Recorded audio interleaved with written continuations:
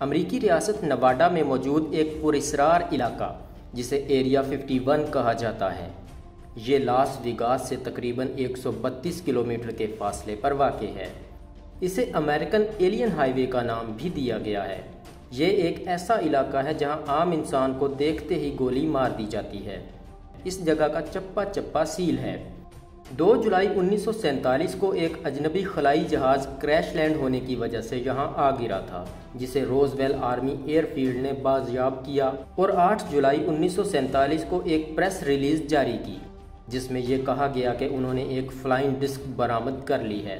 اس کے بعد فوج نے اپنے اس بیان کو فوری طور پر واپس لے لیا اور اس کی بجائے کہا گیا کہ گر کر تباہ ہونے والا ایک روایتی غبارہ تھا۔ اس بیان سے ریاستہائے متحدہ کی حکومت نے سچائی پر پردہ ڈال دیا۔ یہ پردہ 1980 کی دہائی میں ریٹائرڈ لیفٹیننٹ کرنل جیسی مارسیل نے ہٹایا۔ انہوں نے بتایا کہ برآمد ہونے والا ملبہ در حقیقت ایک اڑن تشتری تھا۔ ان کے اس بیان کو تیزی سے سازشی طور پر پذیرائی ملی۔ پھر لوگوں نے یہ دعویٰ کیا کہ جو UFO یعنی اڑن تشتری یہاں گری تھی، اس میں ایلین یعنی دوسری دنیا کے لوگ بھی موجود تھے۔ لوگوں کا یہ ماننا ہے کہ ایلین ایریا 51 میں ہی رہ گئے اور کبھی واپس نہ جا سکے۔ لوگوں کے مطابق یہاں ایلین پر ریسرچ کی جاتی ہے، یعنی وہاں آج بھی ایلین موجود ہیں، اور امریکہ نے ایریا 51 کو UFO کے لیے ریسرچ بیس بنا رکھا ہے اور وہ ایلین اور ان کی تکنیک پر ریسرچ کرتے ہیں۔ 1996 میں یہ بات پھر منظر عام پر آ گئی جب امریکی حکومت نے نواڈا کے 375 ہائی وے کا نام بدل کر ایکسٹرا ٹیریسٹریل ہائی وے رکھ دیا۔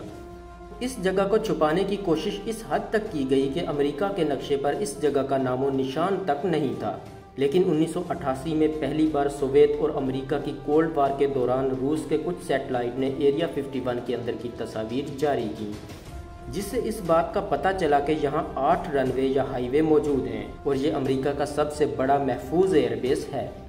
امریکی حکومت نے 2013 میں ایک رپورٹ جاری کی جس میں کہا گیا کہ ایریا 51 میں امریکہ کا نہ تو کوئی سیکرٹ ایئر بیس ہے اور نہ ہی یہاں کوئی ایلین ہے، بلکہ یہ ایک اوپن ٹریننگ ایریا ہے۔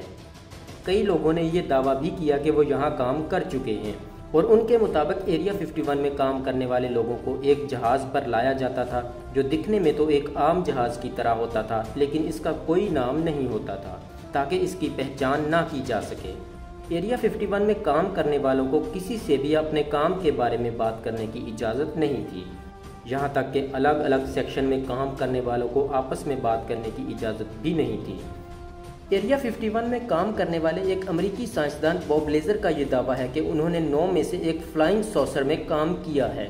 انہوں نے ایک ریورس انجینئرنگ پر کام کرنے کا دعویٰ بھی کیا ہے۔ ان کے مطابق انہوں نے ایک اڑن تشتری بھی دیکھا ہے۔ انہوں نے یہ بھی بتایا ہے کہ میں نے گورنمنٹ کے کچھ ڈاکومنٹس بھی پڑھے ہیں جس میں اس بات کا دعویٰ کیا گیا ہے کہ ایلینز کا زمین سے تعلق تقریباً 10,000 سال پرانا ہے۔ ایلینز کسی کا بھی دماغ پڑھ سکتے ہیں، لیکن باب لیزر کے ان دعووں پر کسی نے یقین نہیں کیا۔ پھر انہوں نے اپنے ایک انٹرویو میں کہا کہ جب وہ ایریا 51 میں کام کرتے تھے تو ان کے ساتھ وہاں 9 ایلین بھی تھے، یہاں تک کہ باب لیزر نے ایلین کی تصویر بھی دکھائی ہے۔ امریکی صدارتی امیدوار ہیلری کلنٹن نے بھی وعدہ کیا تھا کہ اگر امریکہ کی صدر بنی تو وہ ایریا 51 کے بارے میں حقائق لوگوں کے سامنے لائیں گی، مگر وہ جیت نہ سکی اور ڈونلڈ ٹرمپ امریکہ کا صدر بن گیا اور یہ راز ہی رہ گیا۔ لیکن لوگوں کا ابھی تک یہ ماننا ہے کہ ایریا 51 میں کچھ نہ کچھ تو ایسا ہے جس کا تعلق دوسری دنیا یا خلائی مخلوق سے ہے۔